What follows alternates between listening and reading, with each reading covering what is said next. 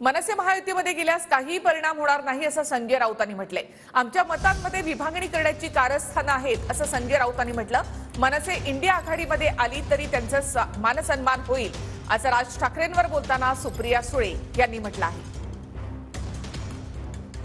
मला वाटत नाही काही परिणाम होईल। प्रकाश, महाराष्ट्रावर चाल करून येणाऱ्या अनेक शाह्यांचा या जनतेनं समाचार घेतलेला आहे आणि कोणी अशा प्रकारच्या महाराष्ट्रावर घाव घालणाऱ्या शक्तींना कोणी मदत करू इच्छित असेल तर या राज्याची जनता ते सहन करणार नाही। शिवसेनेच्या मतामध्ये विभागणी करून फूट पाडून काही पदरात पाडून घेता येईल का, अशा प्रकारची कारस्थानं दिल्ली गेल्या काही काळापासून करते आहे।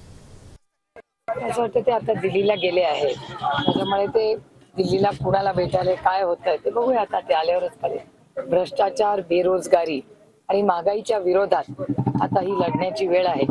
बेरोजगारी, महागाई आणि भ्रष्टाचाराच्या विरोधात जी लढाई ही इंडिया आघाडी करते, त्या देशामध्ये संविधानाच्या चौकटीत जबाबदारीने वागणारा आज राज्यकर्ते गरजेचे।